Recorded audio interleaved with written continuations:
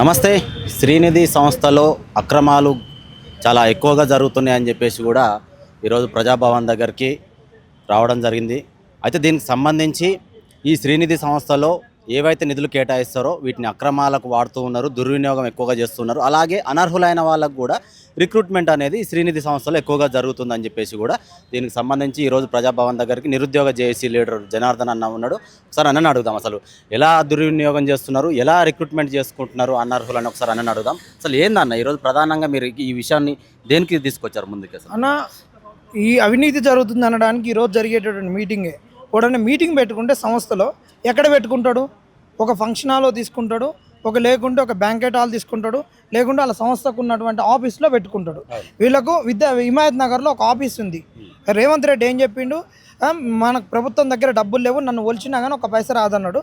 ఎక్కడ ఉన్నటువంటి ప్రభుత్వం ఆఫీసులు ఏడైతే ప్రైవేట్లో జరుగుతున్నాయో అవన్నీ రద్దు చేసుకొని ఎక్కడ ఖాళీలు ఉంటే అక్కడ నడుపుకోమన్నాం, అక్కడే పెట్టుకోవాలి. ఆఫీస్ నడవట్లేదు. ఈరోజు ఈ 3 అంచెల దాంట్లో ఎందుకు పెడుతున్నారు వీళ్ళు మీటింగు?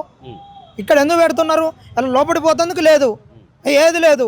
ఈ ముండ్ల కంచెల మధ్యలో ఈ ముచ్చట్లు పెట్టుకోవడానికి ఎందుకు అంత అవసరం వచ్చింది అని అడుగుతున్నాం మేము. సీతక్క, నువ్వు ఒక గిరిజన బిడ్డవు, నువ్వు అడవులలో తిరిగిన దానివి, చెట్ల కింద ఉన్నదానివి, ఆ చెట్లకు బల్సాకు తిని బతికిన దానివి. నక్సలైట్లలో ఉన్నప్పుడు బయటకు వచ్చినప్పుడు, మొన్న కరోనా వచ్చినప్పుడు వాగులలో నీళ్ళు తాగి బస్తాలు నెత్తిన మోసుకొని తిరిగిన దానివి. ఇలా నీకేం అవసరం? ఇలా ఆడవాళ్ళు ఎవరు? ఈ డబ్బులు దాచుకునేది వాళ్ళు ఒక గరీబోళ్ళు కదా, బీదోళ్ళు కదా. మరి వాళ్ళు ఎండకు ఎండి వానకు తడిచి గంటకు నిమిషానికి గుక్క నీళ్ళు తాగి ఐకే పిల్లల పనిచేస్తూ ఉన్నటువంటి మహిళలు దాచుకున్న సొమ్ముకు ఇలా రక్షణ లేకుండా చేస్తున్న నువ్వు, ఇలా అలాంటి కష్టాలు తెలిసిన దానివి, అలాంటి వాళ్ళు వచ్చి వాళ్ళకి జరుగుతున్న అన్యాయం చెప్పుకోవాలనుకుంటే ఇవాళ నువ్వు 3-4 అంచెల సెక్యూరిటీల మధ్యలో ఎందుకు మీటింగ్ పెడుతున్నావు అని అడుగుతున్నావు. ఇదే సాక్ష్యం కదా. ఇంకొకటి, ఈయన విద్యాసాగర్ రెడ్డి విపరీతమైన అవినీతి చేసిండు. ఈయన తమ్ముడు చంద్రశేఖర్ రెడ్డి, ఆయన ఇప్పుడు ఆర్టీఐ కమిషనర్గా ఉన్నాడు. మొన్న కూడా ఇప్పుడు 90% ఆర్టీఐ అప్లికేషన్స్ అనేటటువంటి అప్పీల్కి వచ్చి ఇంతవరకు కూడా ఇన్ఫర్మేషన్ ఇవ్వనటువంటి పరిస్థితి. ఈయన మీద ఎన్ని ఆర్టీఐలు వేసినా ఇన్ఫర్మేషన్ రాలేదు. ఈయన అవినీతి ఉందని నేను ఆరోపించడం లేదు. ఫస్ట్ ఆరోపించింది ఈయన మీద ఉద్యమానికి ఉసిగొల్పింది, ఈయన మీద ఉద్యమం చేయమని అన్నీ తీసింది ఈ రేవంత్ రెడ్డి గారి బ్యాచ్, వాళ్ళ కంపెనీ. ఆర్టీఐలు వేసి ఈయన మీద ఇన్ఫర్మేషన్ తీసిర్రు, ఈయన మీద మాట్లాడిచ్చింది ఆనాడు ప్రతిపక్షంలో ఉన్న కాంగ్రెస్ నేతలు. దానిని ముందుకు తీసుకుపోయింది, రథసారథి వహించింది మా అక్క, మా గిరిజన బిడ్డ సీతక్క అని అందరు గౌరవంగా చెప్పుకున్నారు. అక్క, నీకు అందరి కష్టాలు తెలిసాక సీతక్కని గెలిపియాలి అని చెప్పేసి ఆ రోజు తెలంగాణ సమాజం మొత్తం హర్షించింది. మరి ఇదే ఈ సీతక్క ఎందుకు చేయట్లేదు? ఈయన మీద 523 జీవో వచ్చింది. అవినీతి పైన ప్రభుత్వం వచ్చిన వెంటనే జీవో రిలీజ్ చేసింది. కొట్లాడితే ఒక 6 నెలలు కొట్లాడితే ఆ జీవోని ఎందుకు ఇంప్లిమెంట్ చేయట్లేరు అని అడుగుతున్నాం. ఆ జీవోని ఇంప్లిమెంట్ చేయాలి కదా. ఈ 1000 కోట్లు ఎడిపోయినాయి. మరి ఆ రోజు చేసిన అవినీతి సొమ్ము ఎడిపోయింది. మరి అవినీతి సొమ్ము మీ ఇంట్లోకి వచ్చేసరికి వాషింగ్ పౌడర్ కాంగ్రెస్ నిర్మాయిందా? Congress washing powder Congress. అక్కడ ఢిల్లీలో మీరు అంటారు కదా వాషింగ్ పౌడర్ నిర్మా మోడీ అని, ఇక్కడ వాషింగ్ పౌడర్ నిర్మా రేవంత్ రెడ్డి దగ్గరికి ఈ కాంగ్రెస్లోకి ఎవడైనా వచ్చిందనుకో వాళ్ళ అవినీతి మొత్తం పోతుంది. అంటే ఇప్పుడు ప్రధానంగా మీరు పట్టుకున్న ప్లకార్డ్లో 14 సంవత్సరాలుగా 70 ఏళ్ళ రిటైర్డ్ ఉద్యోగి జి విద్యాసాగర్ రెడ్డి అరాచకాలని మీరు ప్రధానంగా మెన్షన్ చేశారు. అంటే ఎలాంటి అరాచకాలు చేసి ఈయన మీద యాక్షన్ తీసుకోకపోవడం ఏంది? ఇప్పటికి కూడా విధుల్లో ఈయన నిర్వర్తించడం ఏంది? అసలు ఒకటే, అవినీతి చేసిన సొమ్మును అందరికి పంచుతాడు ఈయన. కింద ఈయన ఇది ఫస్ట్ ఇది ఏంటంటే ఇంకా మంత్రి, పంచాయతీరాజ్ శాఖ మంత్రి సీతక్క కాడ ప్రిన్సిపల్ సెక్రటరీ వాళ్ళంతా హైరార్కీ వస్తుంది కదా. ఈయన ఇచ్చేది సీతక్కకి ఇస్తున్నాడు, వేమ నరేందర్ రెడ్డి ఇస్తున్నాడు, కాంగ్రెస్ పెద్దలకు ఇస్తున్నాడు మేము ఆరోపిస్తున్నాం. లేదంటే మరి మీరు నిరూపించవచ్చు కదా, ఈయన తొలగించవచ్చు కదా. ఎందుకు తొలగించట్లేరు? ఎందుకు జీవో ఎంక్వైరీ ఎందుకు చేయట్లేరు? ఎందుకు ఆపిర్రు? ముందు చెప్పిన వాళ్ళు మీరు, జీవో ఇచ్చిన వాళ్ళు మీరు, అది ఇంప్లిమెంట్ చేయకపోతే కొట్లాడేటోళ్ళం మేము లంగలమైనవా? మేము జైలుకు పోవాలన్నా? మీరు ఎందుకు చెప్పారు? ఎందుకు జీవో ఇచ్చిర్రు? ఎందుకు ఎన్నెల కళ్ళల్లో మీ యశస్విని రెడ్డి ఎందుకు మాట్లాడింది? ఝాన్సీ రెడ్డి ఎందుకు మాట్లాడింది? ఇప్పుడు జైలుకు పోవాల్సిన వాళ్ళు మీరా? ఇప్పుడు విద్యాసాగర్ రెడ్డిని అడుగుతాం, మరి నీకు సిగ్గుంటే మరి మా మీద కాదు కేసులు పెట్టించేది, నిన్ను రోజులు కొనసాగిస్తారు కదా. మరి ఆయన ఎన్నికలలో బుద్ధి లేకుండా నా మీద విష ప్రచారం చేసిర్రా అని డిఫమేషన్ కేసై. నీ తమ్ముడు ఒక ఐఏఎస్ ఆఫీసర్గా రిటైర్డ్ అయింది కదా. నేను ఇంత పలుకుబడి కుటుంబం నుంచి వచ్చిన, ఇన్ని సంవత్సరాల నుంచి నేను ఉద్యోగం చేసిన అనే మీరు నన్ను కొనసాగిస్తారు కదా. మరోరు ఎట్లా మాట్లాడారు అని డిఫమేషన్ కేసై. ఇలా మేము బలి అయిపోవాలన్నా? మీరు చెప్పిన దాన్ని మేము మాట్లాడాలి, మీరు చెప్పిన అవినీతిని మేము బయటికి తీసుకురావాలా, మీరు ఆర్టీఐలో ఇవ్వకుండా కానీ మేము అటు ఇటు చేసి కొట్లాడి బయటికి తీసుకురావాలా, ఇంప్లిమెంట్ చేయమంటే మేము దొంగలమైనాం, ఇవాళ మేము నీకు లంగల లెక్క కనిపిస్తున్నాం.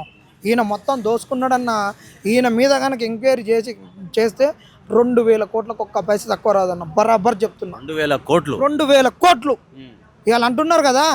ఒక్కొక్కళ్ళు ల్యాప్టాప్లు కొనే కాడ, ట్యాబులు కొనే కాడ, ఆడవాళ్ళకు ఐకేపీలో వీళ్ళకు పర్సెంటేజ్ ఇవ్వరు, 2 సంవత్సరాలకు కానీ వాళ్ళకి వచ్చిన కమిషన్ ఇవ్వరు, ఉరుకోసాలు ఉండవు, దబ్బుడాలు ఉండవు, బస్తాలు ఉండవు.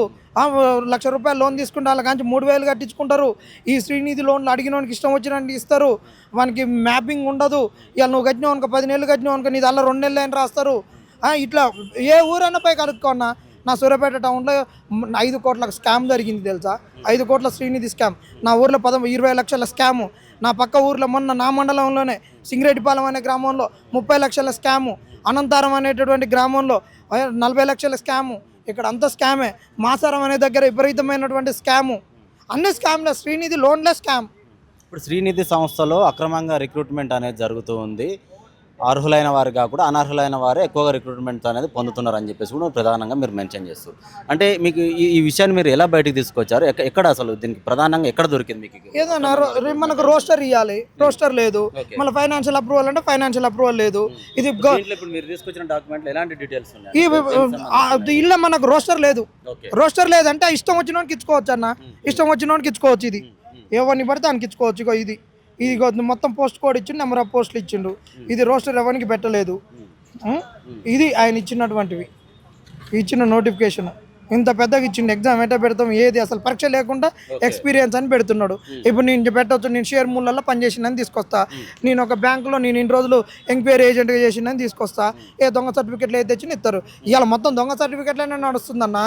తెలంగాణలో రిక్రూట్మెంట్లు చేయరు, చేసిన రిక్రూట్మెంట్లో దొంగ నోటిఫికేషన్లు, దొంగ బోనఫైడ్లు, మొత్తం దొంగలే ఉన్నారు.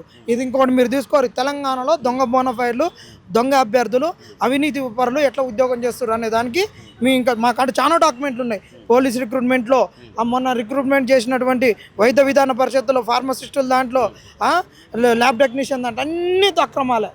కాంగ్రెస్ అంటేనే అక్రమాల రిక్రూట్మెంట్. రిటైర్డ్ అయినటువంటి విద్యాసాగర్ రెడ్డి ఆయనకు అంటే రిటైర్డ్ అయిన తర్వాత కూడా ఇన్ని సంవత్సరాల నుంచి ఈయన విధులు కొనసాగిస్తున్నట్లయితే అర్హులైనటువంటి అధికారులు ఎవరూ లేరా ఈయన ప్లేస్లో భర్తీ చేయడానికి? వాళ్ళు లేరన్న, ఎవరు లేరు. వాళ్ళు మూటలు మేరన్న.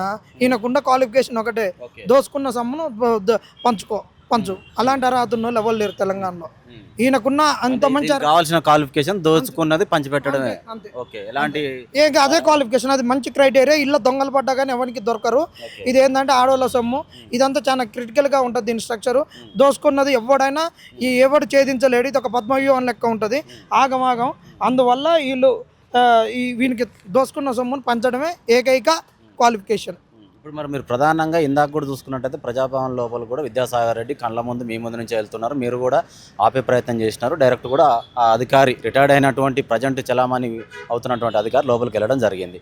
అంటే ఇంతకుముందు మీరు దీనికి సంబంధించి ఈయన దగ్గర రావడం జరిగిందా? ఇదే ప్రధాన ఇప్పుడు రావడం జరిగింది అన్న. ఇప్పటికి 100 సార్లు పోయినావు అన్న. నేను ఒక 30 RTIలు వేసిన, ఇయ్యలేదు.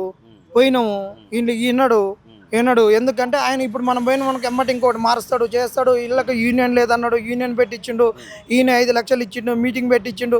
అలా మాకు ఈయన ఏం చేసేది, ఎవ్రీ టైం మాకు మెసేజ్ వస్తుంది అన్న.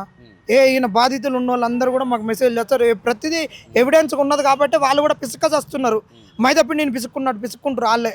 అరే వీళ్ళు చెప్పేదాన్ని వాస్తవాలు, కాకపోతే మనకు డబ్బులు వస్తున్నాయి, ఈయన తీసేస్తే ఎట్లా, సరే వీటిని ఒక 2 నెలలు కొనసాగించిన అనుకో, ఇచ్చే పైసలతో మన ఎన్నికల ఖర్చు వెళ్ళిపోతుంది, మన పైన వచ్చే డబ్బులతోటి మన సంపద ఉంటుంది అనేటటువంటి ఆలోచనలో వీళ్ళు ఉన్నారు. అంటే ఇప్పుడు 70 ఏళ్ళ వయసు అంటే ఏదైతే దానికి పరిధికి మించి వయసు అనేది మీరు చెప్తున్న చూసుకున్నట్టయితే ఏదైతే లిమిట్ అనేది ఉంటుందో, లిమిటేషన్ అనేది ఏజ్ ఉంటుందో, ఆ ఏజ్ ప్రకారం పెట్టుకున్న ఉద్యోగం పెట్టుకుంటే వాళ్ళ మాట వినడా? ఇప్పుడు 70 ఏళ్ళ వయసు అంటే దాదాపుగా ఆరోగ్యం అనేది క్షీణించిపోయేటువంటి వయసు.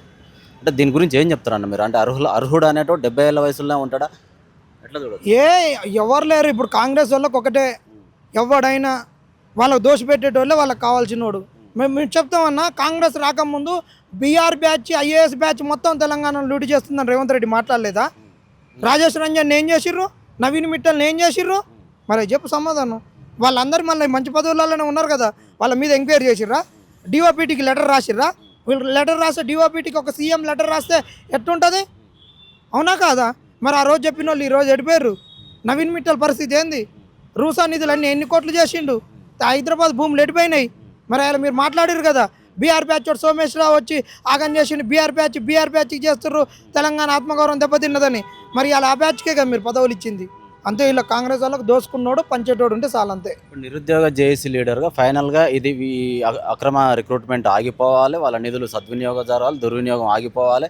ఈయన విద్యాసాగర్ రెడ్డి విషయంలో కూడా అంటే ఈయన ప్లేస్లో రీప్లేస్ జరగాలి, ఇంకొక అధికారం రావాలంటే ఫైనల్గా మీరు ఏం చెప్పదలుచుకున్నారు? ఈయనను కనుక తీసేయలేదు అనుకో, ఖచ్చితంగా ఇలా జరిగే అవినీతిని మీద ప్రచారం అనేది రాష్ట్ర వ్యాప్తం చేస్తాం. మొదటగా సీతక్క నియోజకవర్గంలో ములుగులోనికే పోతాం.